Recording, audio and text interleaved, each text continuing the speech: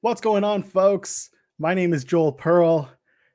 Some of you know me, some of you don't, but we're here, Fightful.com, youtube.com/Fightful. We're here to talk about Impact Homecoming. It's July 31st. It's been one fun show, if I had to, wrap it up in a couple of words. But if you want a lot of fun for yourselves, you can head on over to FightfulSelect.com. And I'm telling you, for $5, you're going to get so much news and so much content and everything you'll ever need to talk about wrestling. Because let me tell you, today, between all of the news about Bray Wyatt, between the Kurt Angle interview that we put up on Fightful.com, in correlation with the Olympics, with the gold medals, with a former TNA champion, Kurt Angle, we had an interview, Sean Ross Sapp did, and also Sour Graps. You can't forget about that. And the Weekender with Steven Jensen, who would normally be here. Unfortunately, Steven couldn't make it tonight. And also Denise Salcedo is over covering Bellator tonight. So you're stuck with me. Sorry. Or maybe it's the first time you've met me, or maybe it's not. I don't know. Either way, it's good to see you. Welcome. Hello. Drop a thumbs up. I can't tell you how much it's going to mean to me. If you hear, you can donate a super chat, get your question statement read on the air. That's how it goes here. And again, we're going to interact. We're going to chat because I don't normally do these as myself. I'm normally with someone else. So they threw me to the wolves, people. But I'm ready for you. I'm ready to be here. All right, let's get right into it. Let's talk about the homecoming tournament. I really enjoyed it. I really enjoyed, and I'll go back and I'll even say I enjoyed this entire show because it felt like an indie show / a live event. It didn't feel like we were getting too serious here. We were having a lot of fun, but there were still stakes involved. This tournament, for example, this tournament became all about our new friend, the drama king, Matt Raywalt, and of course, Deonna Purrazzo, as she teamed up with the Drama King, and they had one hell of a run. So let's get into the tournament. Let's talk about the first match, and that was Deonna Purrazzo introducing Matt Raywalt to Impact after weeks of speculation and weeks of promos. We had those two taking on Alicia Edwards and Hernandez with my favorite, Johnny Swinger.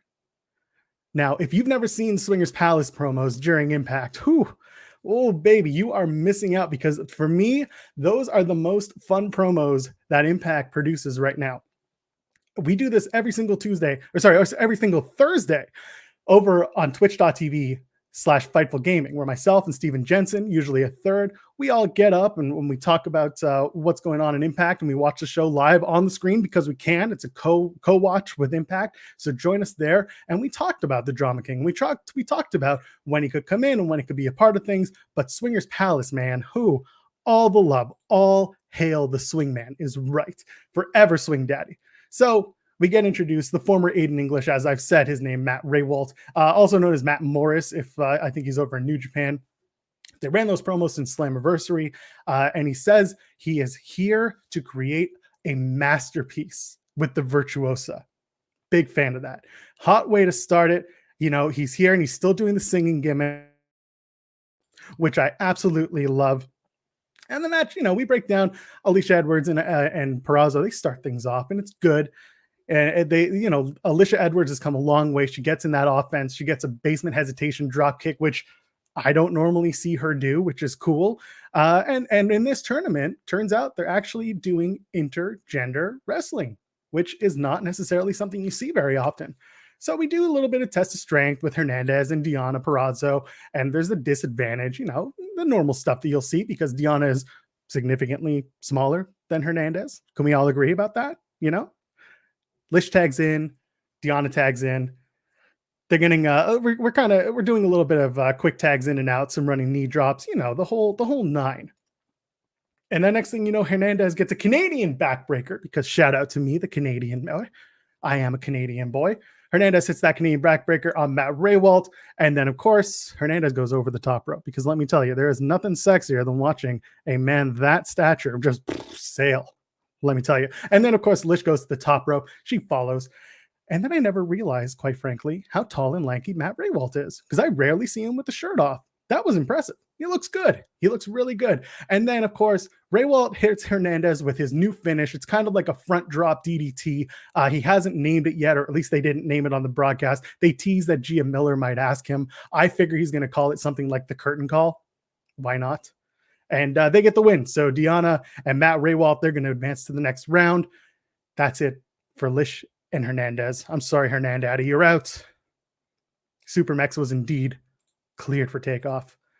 Friends, it was a good match. It was a good start. I didn't know what to expect going into Homecoming tonight.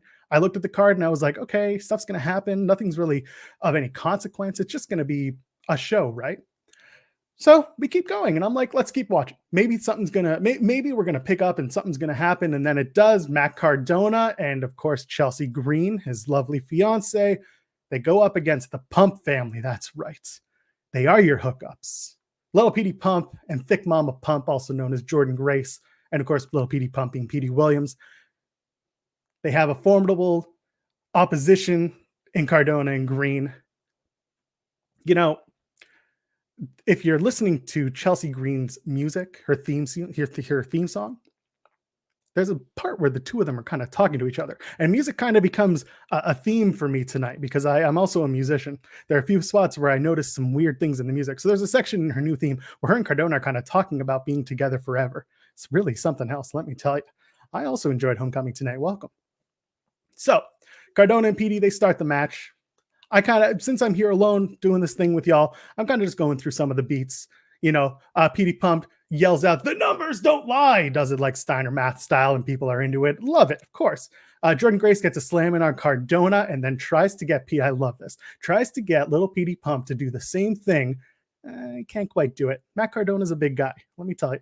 So what do? They do a double suplex on Matt Cardona, and they do a bunch of them because, well, you know, it's kind of the way you got to do it. Good comedy spots to start this match. Green and Jordan have a bunch of go around. They do some double teaming move from the Pump family, double elbows, get the 2 count, and then you get some push-ups because you got to represent our friend Scotty Steiner. Good stuff. You know, Cardona, I like this. Matt Cardona gives the tag to Chelsea Green while she has her boot extended. And then Petey gets the boot right from Chelsea. Ooh, tough. Quick tags in and out. It was a fun, a very fun match. The whole card was fun. Petey hits that tornado DDT. Jordan goes for a Vader bomb, misses, whiffs completely, and then both women, they go in, they tag the men. Later on, Chelsea gets that curb stomp to Jordan Grace. Cardona hits, actually, they both hit the reboot, which is the running kick to the corner. And it looks really good in stereo from those two, from Green and Cardona. Cardona goes for radio silence, which is his former finish, the what he used to call it, the Rough Rider when he was in WWE. Now he calls it the radio silence. He misses it. Petey blocks the unprettier attempt from Chelsea Green, and then Petey and Jordan kind of do the double Steiner recliner, which is really fun. And Jordan assists Petey with the double flatliner to both Cardona and Green, takes them out. Bam, they're done, out cold, or so we think, because the match finishes. Petey takes out Matt Cardona, and Chelsea Green hits the unprettier on Jordan Grace, gets the victory. Cardona and Green on to the next round. Right? Who'd have thunk? Who'd have thunk the couple would move along in the next round? I didn't, but here we are. Steve Macklin then comes out. Now, this is great. I've been waiting for Steve Macklin. I've been waiting for this, because we watch every week. Steve Macklin comes out and he's got black boots and black trunks, and he's not doing much other than winning, which is great, but he doesn't have, there's nothing going on here. He's not trying to build himself into a character or into a picture or anything, but he comes out, he attacks Petey Williams, and he's moving away from the guy who came to Impact because he has a chip on his shoulder. And we see that so often with Impact. Anyone comes over from another company, they got a chip on their shoulder and they want to prove themselves and they want to be the top, but it's good. This is a good feud because I love the idea of Petey Williams and Steve Macklin having a hell of a match, especially after the one that Macklin and Trey Miguel had on BTI this past Thursday, which I highly recommend you guys check out. So he does the push-ups, the Scott Steiner style, and he calls Petey Williams jackass. Very intense. It's very funny too. And then in the back, Macklin finally declares his intentions for the X Division title, and that rules. He'll take out Petey Williams to get to Josh Alexander. And Josh Alexander tonight had easily match of the night. So if y'all haven't seen that, we're going to get to that match very soon. So Macklin has made his declaration. He wants the X Division title, but here we are back in that homecoming tournament. Cardona, Green, they moved on. Say goodbye to the Pump family, unfortunately. Let's move on, shall we? I like this. I liked a lot of things tonight, so you probably hear that a few times from me. Yes, give me Alexander and Macklin. Yes, please. And it was a fun show. Thank you. Glad to have you all here. Tommy Dreamer and Rachel Ellering, they come out. And they're dressed as the Road Warriors. They got the face paint going on, and it looks great. And then out come Brian Myers and Sam Beal. And Brian Myers needs an opponent. He needs a mystery partner. Friends, let me tell you. Missy Hyatt is the absolute last person I had on my list for partners for Brian Myers in 2021. And I love that the announcers do the same thing as they're running down. She was WCCW, and they say Sunshine, Dark Journey, and then they go, and then they start going through all the other places where Missy went, and oh no, it's got to be Dark Journey. No, it's WCW. No, it's Terry Runnels. And then they're completely flabbergasted because out comes Missy flipping Hyatt. Her last match, my friends, was in 2004. And she won a women's championship for Dory Funk's Bang Wrestling promotion. You can look it up. It's on Cage Match. And in 2016, she made like her final pro wrestling appearance, managing Lance Storm at I think it was WrestleCade. And of course, it's pro wrestling. No one really ever stays retired. Am I right? Anyway, she says a million times, I'm not a wrestler. And she's wearing street clothes, and she's got the 9-inch heels, they're saying. And she's got her signature loaded purse. We'll see how that comes into play later. It's a hilarious match. Missy does not want to tag in at all. And the second she comes in and goes out, the crowd starts chanting, "You still got it." Because of course. Ellering and Dreamer, they do the whole flip-flop and fly on Brian Myers. Myers is basically left to his own devices. Tommy goes to the top. He thinks for a second. And he goes down to the second rope. He goes down to the first. And then he hits the axe handle because god dang, he's a hardcore. And then Beal tries to use the clipboard on Tommy Dreamer. Tommy is just annoyed. Nothing happens. Beal is scared, runs around the ring, gets clotheslined by Rachel Ellering because that is great. Crowd's chanting, "We want Missy." Missy still refusing to tag back in, and instead she just drops off the ring apron and says goodbye. She leaves. She goes up the ramp. She's done. She's over it. Myers gets caught. He's kind of complaining, "Hey, what are you doing? Why are you leaving?" And then Dreamer and Ellering, they get the win with the Doomsday device for that Road Warriors pop and that Road Warriors pin. It was so much fun. It was such a fun match. Again, this whole show was like a live event type of like indie show vibe, and everyone was just having so much fun with it. I'm seeing in the chat there was a guy wearing a Chris Hero t-shirt, and that Ellering was marking out for that. That's awesome. Shout out. Good stuff. So let's move on. Next match, Crazy Steve and Rosemary representing Decay. They're going to take on Fala and Flava. Fala Ba and Tasha Steelz. Now, I didn't really expect much out of this match because, Fala Ba is not exactly the guy that you turn to for like the best wrestling ever, but here we are. And it actually ends up being fun. Because again, this match was fun. Decay is the team. They've been together the longest in this whole tournament, which I really like. So these two are in sync. They're ready to go. They're so ready to work together and so much in sync that I appreciate it. They do a kind of an awkward entry for Fala and Tasha Steelz. They're trying to get into the ring, and one's trying to get the other one to go. And I think maybe Fala Ba wanted to do the Fire and Flava entrance, but Tasha Steelz was like, "I don't want to do this." So anyway, I thought it would play out through the match. It didn't. Either way, the crowd is split. Crazy Steve and Fala Ba start, and they're chanting Crazy Steve and Fala Ba, and then they start chanting, I kid you not, friends, "Bite his face off." They do that a bunch. Let me tell you how many times we're going to say this. They go back and forth, and then Steve goes to, well, you guessed it, they bite his face off, as one does. The crowd is loving it. It feels like it feels like a comedy match, and the crowd's into it. It's really light, and then they chant, "It tastes like Ba." Guys, they chanted, "It tastes like Ba." Think about that while I have some water. Crazy Steve yells at Falaba and says, "You might have rabies now." Because, of course, that's just what Decay would bring, is rabies to the party. Tasha Steelz comes in. Guess what they start yelling? Bite her face off. And then they tagged in Rosemary. And Bob doesn't want to wrestle Rosemary at all because he's a gentleman. He keeps yelling, "I don't want to do it. I'm a gentleman. I don't want to do this." And eventually he kind of gets provoked and he starts wrestling her and tries to take her out. At one point, kind of sits on her, goes for a pin, and Rosemary like barely picks out, just barely kicks out. So a good little segment there.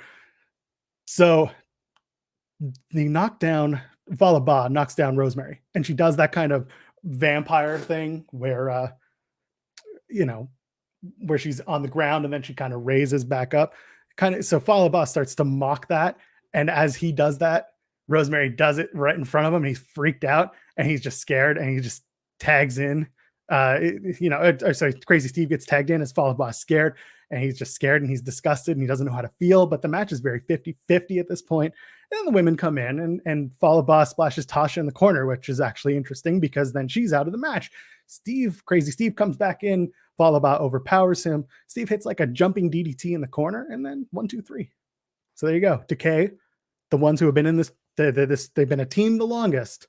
They're going to move on. So there's some storytelling. We're actually going somewhere. It's not just random teams doing this for the sake of doing it. It's not too bad. So I'm looking forward to how this kind of plays out. So that's the end of the quarterfinals. And then we're going to go into the first match that happens post quarterfinals. And that's going to be the match between Cody Deaner and Willie Mack. Yeah, it's good to see zombies on the other side of the barricade. That's right. Don't hop the barricade. And also zombies. Had a lot of zombie talk this week. I don't think we need any more. So Deaner and Willie Mack, they go at it. There's a promo from Violent by Design before this match where they basically say failure is a reality and a truth, and it can be difficult. For those who don't know, it's Slammiversary. Violent by Design went in as Impact Tag Champions. They dropped the Impact Tag titles to the Good Brothers. Now you're seeing them carry them around on AEW. And so Rhino dropped the fall. He actually lost the match for his team. And when he was talking about failure, Eric Young looked at Rhino. And then this past week on Impact, Deaner took the fall to Willie Mack. So he talked about failure again. And what does Eric Young do? Looks over Cody Deaner. Oh. So then Deaner says it's an opportunity for redemption. They say Violent by Design. It's like a way of life. It's a choice. And it's also like a lot of close-up mouth repetition. I don't know if you guys have seen this in the promos, where all of a sudden they're talking and they repeat a word where they're just super close up on your mouth. It's very strange. Go back. You'll never look at it the same again. Anyway, we get to the match. Let me tell you, Willie Mack, if you don't love Willie Mack by now, I got questions for you, because the man is excellent. He is the best big man, like just the best, fastest big man. That's really what it is. And that's saying someone who watched a match with Black Taurus earlier. So here we go. Mack flies into the to a flying shoulder breaker. I'm so excited. That's what he does. Flies into a flying shoulder breaker. Deaner catches Mack's head later on, and he does this thing where he's got him in like the middle turnbuckle, or where his arms are interlocked, but his head is tucked under the bottom. And then he does a running dropkick into, I kid you not, Willie Mack's butt. So that the idea is that the spine kind of compresses, and it looks brutal. It's such a good move. So there's a good sell there. And the idea here is that Deaner is just working over Willie Mack the entire time. And like Violent by Design are in that corner that Mack is being worked on. And Mack is just selling like he's dead. And he's got so many good eyes. And he looks like he's dying. He looks like he's going down. And so next thing you know, Mack finally gets back up, gets that launch, the exploder, gets an exploder suplex in, catches Deaner from the top rope to hit it. And then he starts slowly taking control, gets a Samoan drop, and then the kip up. And then again, this man is heavy. He is large. He did a kip up and a standing moonsault. Guys, Willie Mack. Yeah, I like Willie Mack. Deaner regains control, though, so he hits a bit of a pull-out power bomb from the corner, kind of like picks him up, launches him down, and then takes him out. Mack hits a toss-up. It's kind of a forearm, kind of like, who does that? Either way, kind of tosses him up, hits him with the forearm for those who are watching us live. Mack really can do it all. It's insane. They do the head and neck spot again that I was just talking about. and then Willie kind of breaks into it. He gets out of that spot and he hits a Uranagi, but then Mack misses that top rope splash, hits the stunner because of course he does. Yeah, the Mack attack was that toss up thing. Rhino then puts Diener's foot on the ropes because he was close to the ropes, and of course you got to help your brethren. And then Swan takes out Rhino. Willie Mack gets hit by the Violent by Design flag that Eric Young is carrying, so Diener gets the win.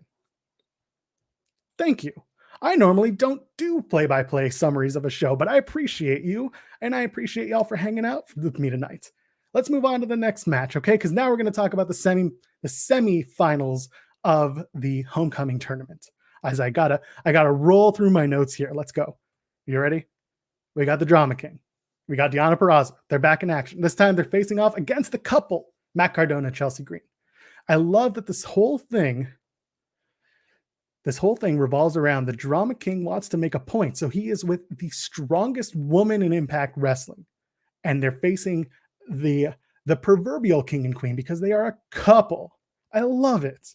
And then you've got Decay, which they're the team that have been together. They know each other in and out. It's so much fun. And then you have the other ones, Tommy Dreamer and Rachel Ellering. You've got Tommy Dreamer, who has a pedigree. He's been at it for years. And Rachel Ellering, who grew up in the business. There's so much good stuff in the way that they kind of put this whole tournament together. And yes, that's a good point. Deonna and Chelsea are very good friends. They are very close. So going back to the music thing, I noticed something here. Matt Raywalt comes out to a song that sounds so familiar to me. And I don't know how many of you have listened to the band Symphony X. They're kind of like a metal band, power metal thing. I'm a big fan. From their album number 5, it's a song called Prelude. It's the first song on the album. I posted it on my Twitter. I couldn't figure out for the life of me where Matt Raywalt's theme was based off of. It's that song, Prelude, from number 5 by Symphony X. Check it out. Either way, at this point, I don't know why, but we do not need separate entrances for everyone. But for some reason, we're getting everyone's separate entrance. Whatever, it's fine. Cardona kicks Deonna. Deonna gives this is middle of the match. Deonna kind of gives Matt Cardona shit and says, like, you can't hit me. What are you doing? Who do you think you are? And then Chelsea hits a baseball slide, which I haven't seen in wrestling in a while. Because if you remember in WWE, there was a point where it was Neville, who is now Pac in AEW, had hit a baseball slide on Chris Jericho and broken a bone out of that. So I don't see baseball slides very often in wrestling. So Chelsea hits the baseball slide, Deonna Purrazzo, and then Cardona gets knocked out by Raywalt at the same time. You do a lot of quick tags. Yes, they are badass. That Symphony X band. We get some quick tags. Raywalt and Deonna, they kind of take over on Cardona. They do a lot of double teaming on Cardona. Chelsea's not really being used as much. She's just kind of in and out for quick sequences at this point. Obviously, she's wrestling with a cast. I don't know if that has any effect on how much she can wrestle or how much she chooses to wrestle on it. Either way, at this point, we got a lot of just Cardona being worked over by the two, Raywalt and Deonna Purrazzo. So it's all Matt Raywalt at this point in this match, which I love because you've got to tell the story of the Drama King coming in and making a big, pardon the pun, impact on his first night. Cardona gets beat down real bad. And then the crowd's chanting for Chelsea. And then they get the hot tag and in comes Chelsea Green. And no, they don't. Because guess what? Deonna breaks it up. And there's more heat on Cardona. And it looks so good. So Chelsea doesn't even get tagged in. They're still going rabid for Chelsea. Deonna actually gets Matt into her armbar submission. Almost has him tap. But Chelsea Green breaks it up. And then kind of goes for the curb stomp. But it's a little awkward. She didn't get all of it. She kind of got like the back of the neck of Deonna Purrazzo. So either way, doesn't happen. Raywalt gets tagged in. Cardona gets tagged in. Cardona gets hit. He hits the reboot, but Deonna has the foot. So he goes to hit it. Sorry, I'm looking at my notes and I messed up. He goes to hit the reboot, but Deonna is on the outside, grabs his foot, stops him. And then Chelsea takes her up, but they both pump kick each other. So they're both out of the match. Raywalt does the front flip DDT or front drop DDT. We'll call that the curtain call once again. Maybe he'll call it the curtain jerk. I don't know what he's going to call it. If someone gets Drama King Matt on the line, let me know what he wants to call that final match, that final move that he does. Either way, we're going to get Deonna Purrazzo and Matt Raywalt moving to the finals. I'm gonna divert for a second. I think it would have been cool to see Deonna Purrazzo and maybe Steve Macklin team. And it may not have made sense in the grand scheme of things, but just to get this match between Perazzo and Macklin against Cardona and Green, I would have liked the little wink and a nod. I think that would have been fun. I like the way that everything played out, and I know I'm kind of contradicting what I said earlier, but I like the idea of those two those four having a match together. It may not make sense right now, but I'd like that down the line because it's just a nice little wink and a nod. Let's go backstage. They're interviewing my favorite. They're interviewing Missy Hyatt. Brian Myers stops her. He's like, "What the hell are you doing? What's wrong with you?" And Missy says, "I'm not a wrestler." And then she goes ahead and mentions everyone that she's managed and has won titles for, and everyone that she's, brought to the pinnacle of sports and the pinnacle of wrestling.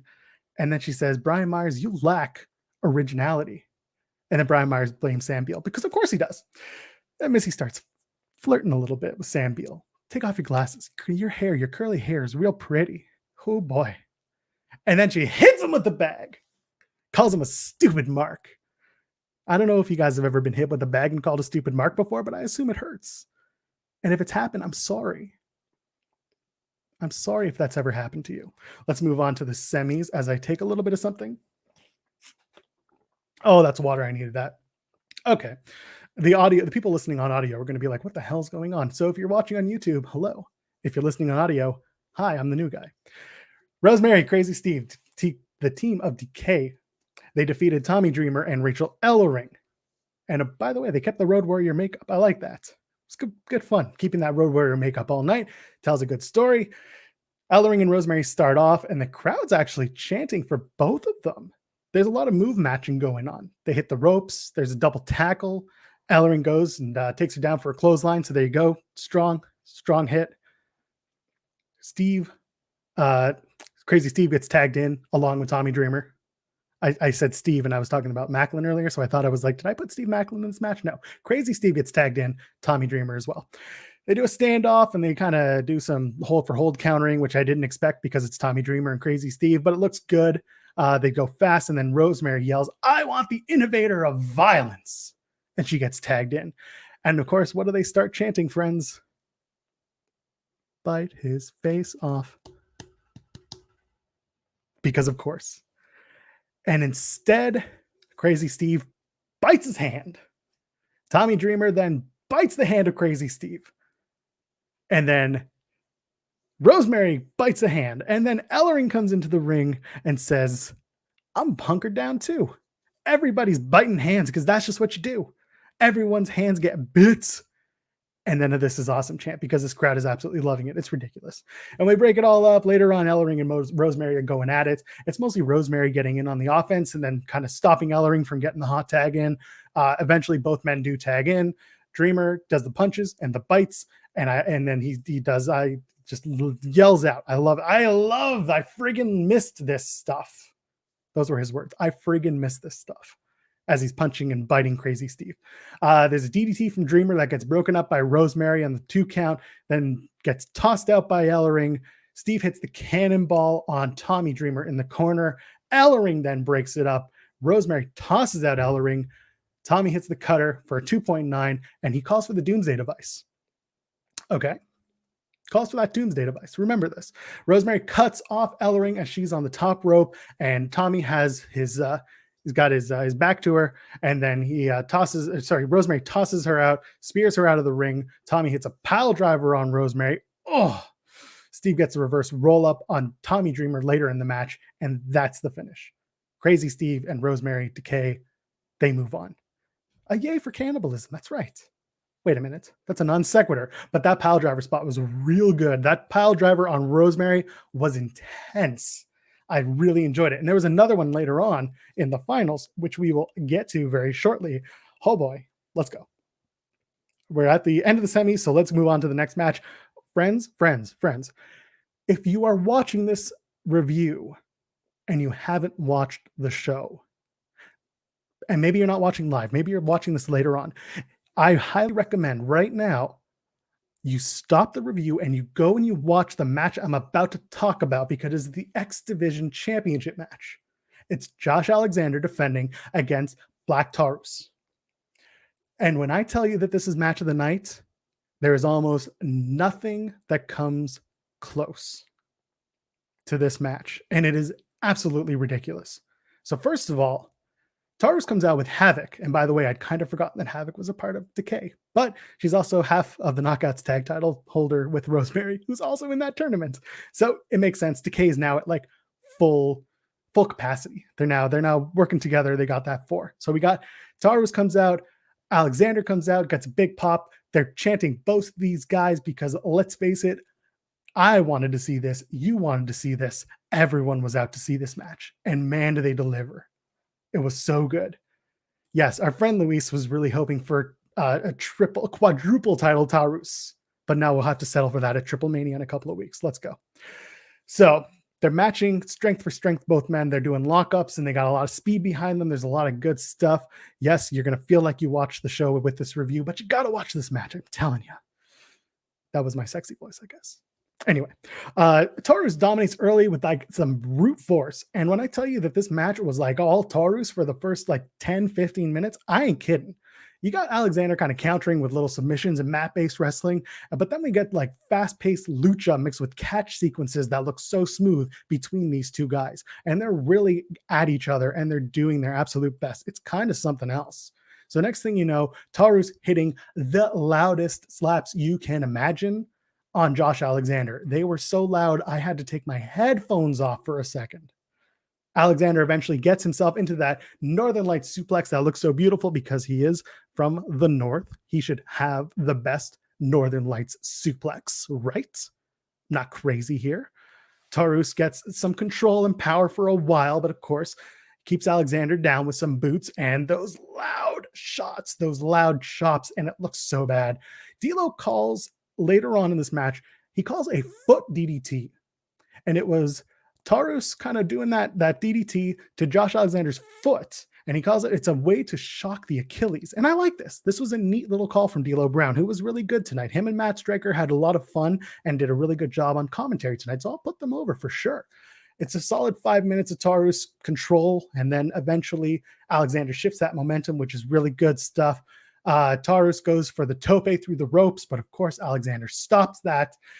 They get back in the ring, and let me tell you, friends, Black Taurus is a big man. He's a big man. He's a Taurus. He's big. So what does Josh Alexander do? He hits not 1, not 2, not 3, 4 German suplexes, and it's magic. Magic. The fourth one's a little bit tough, but he gets it. And he gets 4 of those German suplexes over on Black Taurus, hits a moonsault that looks beautiful, does Josh Alexander. And then, I kid you not, later on, a roll through senton with Black Taurus on his back. My back just hurt thinking about it. I'm a big guy. I don't want to be manhandled like that, but that's insane. I was such a fan. The two got a fight forever chant. Taurus gets back in it, hits a spear. You got a 2 count. And then what do? Josh Alexander hits a giant powerbomb backbreaker and then hits that C4 spike and gets that 1, 2, 3, the big dub. Josh Alexander retains the title. And oh boy, if it's not hot in the South, it's hot in this room, because that was a match to remember. Highly recommend going back, watching that match. It delivered on all accounts. Go ahead, find that match, go watch it. Let's get to the finals. And yes, those 4 suplexes were so good. Actually, let's go to chat. Hello. I'm sorry. I'm not ignoring you, chat. I kind of have this breakneck pace at which I go sometimes because it's my first time doing this like this. So I'm just here for y'all. Drew saying that, oh, sorry, that wasn't what I wanted. Sorry, bud. Drew, by the way, was on a show with us last night on Twitch. I can see Josh Alexander winning the Impact World title within the year, perhaps the one to eventually dethrone Kenny Omega. We saw Josh Alexander and Kenny Omega have a bit of a tete-a-tete on Impact this past week. They're starting to plant those seeds. And originally, I wasn't sure. I don't know if I really wanted to see that match, but now I'm starting to think I could really, really enjoy it. And if you guys think that Alexander and Taurus is good, Alexander and Kenny might be even better, and it's ridiculous. It's absolutely insane. The C4 spike looks like attempted murder to me. Absolutely. Absolutely. Oh, it did. This match humped That's like in our lingo now here at Fightful. By the way, friends, if you haven't yet, drop a thumbs up on this video. If you're watching us later, drop a comment. Again, this is my first time and I love doing this for y'all. You can also check us out over at FightfulSelect.com. Let's keep this train going. Yes, Josh absolutely has the cardio to keep up with Kenny Omega. I think it'll be a great match. Let's talk about the finals of the Homecoming tournament. Deonna Purrazzo and the Drama King, Matt Raywalt, they're going to take on Decay. Now, again, this match comes down to the strongest woman in Impact Wrestling, the champion, the Knockouts champion, and the man who has absolutely everything to gain by winning this match. And they're going to take on the longest standing team in Impact Wrestling. And I think that's really neat. And of course, what do? Bite his face off. Yeah, the crowd loves it. So they start with this bite his face off chant. But this is where it gets real good. Raywalt goes to his knees and he yells. He says, "Van Gogh, cut his ear off, Steve. What do you think I'm willing to do?" I was so happy. So what does the crowd do? Bite his ear off. I love it. This match is all about biting. They keep going back and forth with all the bites. And of course, they get serious eventually. Raywalt actually gets to the point where he asks the referee, "How is this legal?" That's a good question, Matt. How is this legal? If you want to talk about legality, that's over on the Sour Graps. That's later on with Alex Palowski, where he talks about SmackDown and all the legalities involved with contracts. We're not going to talk about that here. We're talking about the legality of biting people. What you do in your off time, that's up to you.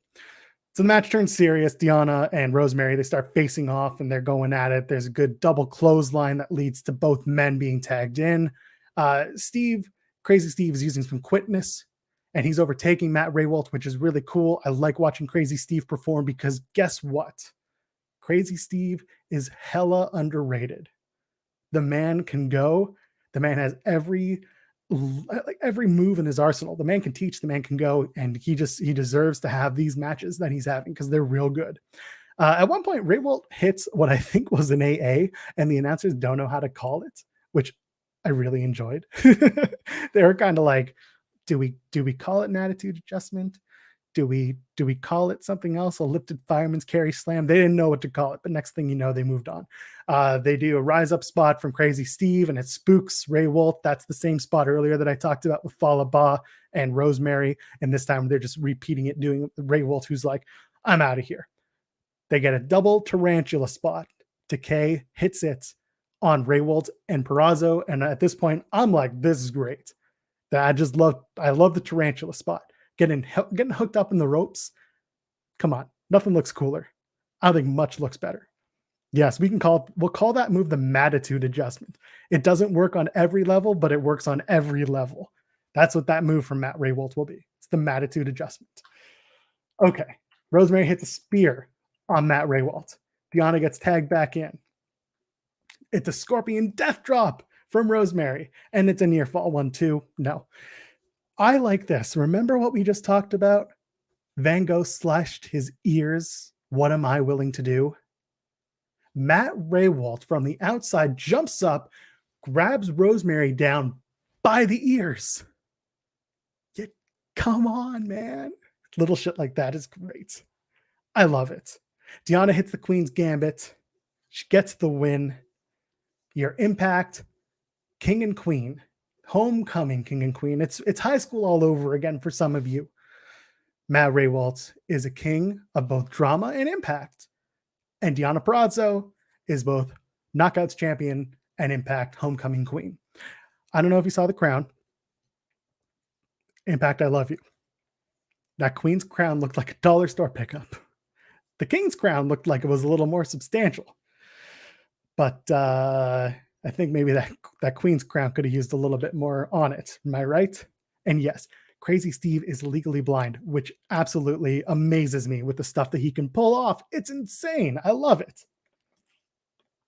Again, this night, it had a lot of fun. It's like going to a house show. It's like going to a live event, and it's going to your local indie and just having the time of your life. And I think everyone got their rocks off with this one.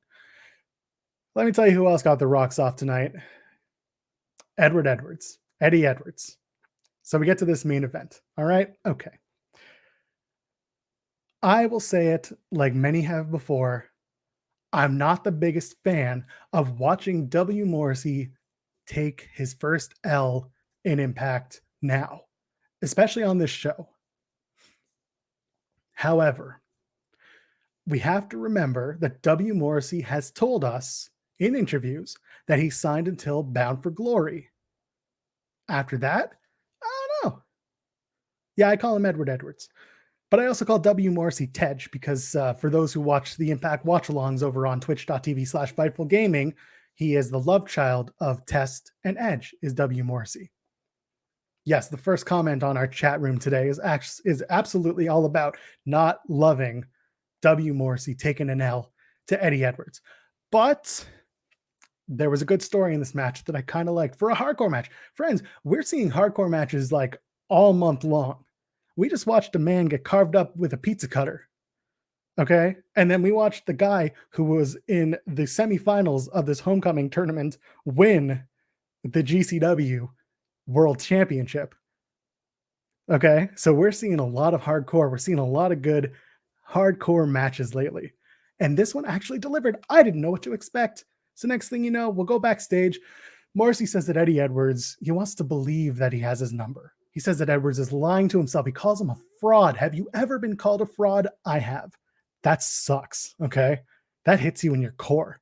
That hits you in like the most, it hits you in the cockles of your heart almost. You know what I mean? It wasn't good. It's not a good feeling being told that you're a fraud. Anyway, Eddie Edwards gets a promo. He gets to rebut. He says Morrissey is the picture of a pro wrestler until he lost it. I like this promo. He came in, he says Morrissey came into Impact to rebuild his career and his broken image. Whereas Eddie Edwards, Edward Edwards, as we call him, says he will always wanted to be in Impact. And he says the only way that Morrissey defeats him is by leaving him on the floor, not breathing. So basically he's saying, hey, Ted, you want to beat me, you got to kill me. I don't know about you, but I've never been told that I should probably kill you to win this match. So let's go. Alicia Edwards comes out. Of course, Lish is Eddie Edwards' wife. Gives him Kenny the kendo stick. Love it. The crowd is losing their minds. They're singing Eddie Edwards' theme song. I don't know the words, but I know the whoa. And that's all that matters because you need a good hook in your music. That's what we're here for. We get to the match. We quickly go to the outside because, of course, it's a hardcore match. The toys come out pretty quickly, but not before Eddie Edwards goes for a Blue Thunder Bomb. I don't know. Again, I don't know why he thought he would do that because a Blue Thunder Bomb it doesn't do it for Sami Zayn. I don't know why he thinks Eddie Edwards would get any different of an approach out of it. Kick out at one from our friend W. Morrissey. Okay. We got a big boot through the trash can against Eddie Edwards as he's kind of coming over on the outside, trying to take him out. And then the crowd starts chanting, he's softcore. He's softcore. And they don't want it. They're like, I can't say this. We can't say this on the broadcast. Well, I'm going to say it on this broadcast. He's softcore is what we're doing. All right. And then we got a dog collar. Okay. And Morrissey comes and he grabs this dog collar and he puts it around Eddie Edwards' mouth. All right. Ball gags him. Well, without the ball, he just gags him with this thing. And he tells him he's going to suffer. Okay. Chokes Eddie. And then Eddie eventually kind of chops his way out of it, and which is great. And then Morrissey, what does he do? Yanks him down. Just takes the dog collar and just takes him right down. It's brutal to watch. It's a brutal spot, and it was just a lot of fun because if you're demented like I am, it was perfect. That chain's going to come into play, so don't think we're out of the woods yet with that dog collar. Okay, Morrissey sets up his chairs, and he also sets up 2 trash can lids and a baking sheet. That's the weirdest party I've ever attended because, the baking should be used for the oven. The trash can lids, maybe we should use that on the trash cans. 2 chairs, we usually set those up properly. We don't just lie them on the floor. Don't know what they were thinking. Eddie hits a sunset bomb, though, on those 2 contraptions. Everyone's hurt, and it's a 2 count because, good God, it doesn't make sense. Everyone should be down and hurt. And everyone should be upset about this because 2 trash can lids just lost the full trash can that they go with. I, when I take out the trash, I need those lids. I would be so pissed losing the lids of those trash cans. But they just lost them. They just broke them. And then Eddie Edwards, I love this. So he goes through the ropes, he gets caught. And then Edwards grabs another trash can lid and he goes to hit Morrissey with it, but he whiffs and he actually throws it into the crowd. And someone thankfully catches it. It kind of like frisbees into the crowd. So it's okay. But then we get Eddie Edwards flipping Morrissey from the top of the stage onto the rampway. And it looks brutal. Okay. I can't tell you how brutal it looks because you just hear him go, right? You just hear the thud. You hear him just absolutely hate everything about it. So after that, Morrissey gets up and I shit you not, Eddie comes running at him. And as Eddie Edwards gets running over to Morrissey picks him up, spins him around, hits him with a spine buster onto the ring apron, and I cringe. And I don't know about you. Once again, I'm going to say I don't know about you a lot here. I don't know about you, but my back hurt just thinking about it, just watching it, just seeing it and experiencing it. Ouch. Did not love it. But we move on because we bring out the steel steps. Of course we do. This is what you do. You bring out steel steps. And let me tell you, I'm a weirdo. We're all weirdos. We're all wrestling fans. So this is what I like. I don't know if you ever noticed this. In WWE, you've got the steel steps. I'm losing my words here. We have the steel steps. And in WWE, the steel steps are actually in 2, right? There's 2 pieces, the bottom and the top, and you can kind of separate them and use them accordingly. In AEW, they just have 1 piece and there's no support. There's just like a lip. And if you go down, you're hit, you're done. That's over. They bend. That sucks. All right. In Impact, they got 1 piece and they got that same notch, but they also have a support bar. So if you go down, it hurts a lot more. I was not ready for that. So the steel steps come into play. Kenny the Kendo Stick also makes another appearance because Eddie Edwards goes to the middle rope and Morrissey, who is like 7 foot everything, hits a big boot on Eddie Edwards from the second rope and sends him onto the floor through a damn table. And it's brutal and it's gross because Eddie Edwards also hits his head on the guardrail. And again, I am here for it. I'm here to amp up a good hardcore match. That's right. So, a big spot. I have it in like all caps here in my notes, and it's ridiculous because I did not expect it, and it's just ridiculous. And then he takes out a ladder, by the way, because of course you got to take out a ladder. It's a hardcore match. You got to use a ladder. So Morrissey goes and he's going to do the choke slam to Eddie Edwards from the ring apron, but instead doesn't get it off. They go down onto the floor. Next thing you know, choke slam goes onto the ladder from the floor. And if they weren't asking before, are you dead, bro? They were asking then, let me tell you, because now we bring in the tables. Because of course, it's a hardcore match. You got to bring on the tables. But not before we bring on the zip ties. Okay, listen. I'm not going to shame anybody. Zip ties are a really good way to bind things to other things. I don't know if I would use zip ties to bind people's hands together. Obviously, it worked here, but oh man, invest in handcuffs if you can. Because using zip ties to bind hands together, that's a whole level of weird that I never understood. Again, we're not here to kink shame. Do what you need to do. Right? So turnabout is fair play, of course, in Impact Wrestling. So what do? Morrissey, our friend Tej, grabs a kendo stick, of course, and he starts wailing away on Eddie Edwards. That's what you do. You just wail away because, again, turnabout's fair play. You use a kendo stick, I'm going to use one back. Eddie eventually gets a shoulder tackle through that table we talked about, the aforementioned table, and it's propped up on the ring post on the side there. So down goes our friend Morrissey. Eddie Edwards is so jazzed up. He's so excited. And this goes back to why you don't use zip ties. He breaks through the zip ties to tremendous applause. Give you that. And then he grabs his kendo stick. Kenny the kendo stick comes back into play. And what does he do? He hits Tej, W. Morrissey, I apologize. He hits him in the head. Gets him real hard in the head. Grabs a chain, wraps it around his knee.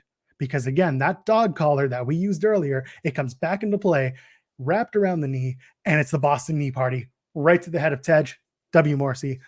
1, 2, 3. That's it. Now, I'll give you a little something I didn't love about it. W. Morrissey kind of turned his head away a little too much. So I saw a little too much light from that Boston Knee Party. He didn't really get all of it. But again, I don't want anyone to get hit square in the head with anything. So I'm going to let it go because I don't want to see people get hurt. I just wish the cameras had chosen, I wish the director had chosen a different camera angle to get it. That's all. So Eddie Edwards wins. I don't know how you guys feel about it. I know how I feel about it. Kind of hit or miss on it. Not the biggest fan, but again, if he's not going to stick around, they got to make the decision now because, of course, the shows they tape in advance. Sorry to pull the curtain back a little bit. But as for Eddie Edwards, listen. I think Eddie Edwards is primed for a new gimmick. Okay, I think it's time for something new. I think it's time that Eddie Edwards uses his heart and soul to find something new. Am I wrong or am I right? I don't know. I noticed that y'all have had what to say tonight. I appreciate you. You can get, again, I've been nice and I've been pulling up some comments tonight, but if y'all want to donate a super chat, that's going to tell Sean and the rest of them that I'm actually worth it to them. Do you know how far that goes? My God. Anyway, Eddie Edwards could use a new gimmick is what I'm getting at. He is the heart of Impact. Absolutely. And I understand that, but he's been the heart and soul of Impact Wrestling for about 5 years now. Ever since Tommy Dreamer gave him that moniker. And what was Tommy Dreamer in ECW? He was the heart and soul of ECW. We're looking for something new here. I want Eddie Edwards to find something new. And I'm ready for it. I'm ready for something good. It's a new gimmick would do him some good. Either way, it was a really good match. SRS should hear about this. Thank you. Tell them all about it. Tell them, I don't know what you should tell them. Just put me over to the friends. I think that's about it for me, my friends. We did about an hour, me solo, talking about this show. I'm putting Alex Pawlowski on notice. He's not the only one who can do a one-man show, apparently. I was freaking out all day, but now I'm ready. I'm ready to take him on. And I was ready for Impact Homecoming tonight, and I was ready for y'all. And I appreciate everyone hanging out with me tonight. I appreciate all of you. Once again, go and subscribe to Fightful Select. I'm telling you, $5, you get everything. Everything. My God, Drew Nicholas with a super chat. Hey, Sean, Joel's real good at this. Here's money so I can put him over. Drew, I appreciate you. Thank you so much. I appreciate all of you. Again, go to Fightful Select, get your money down, get your things. I appreciate everyone. Get your Bray Wyatt news. Go to Fightful.com. Go to youtube.com/Fightful and watch that interview with Kurt Angle that dropped earlier. Former TNA champion Kurt Angle. And of course, I like this.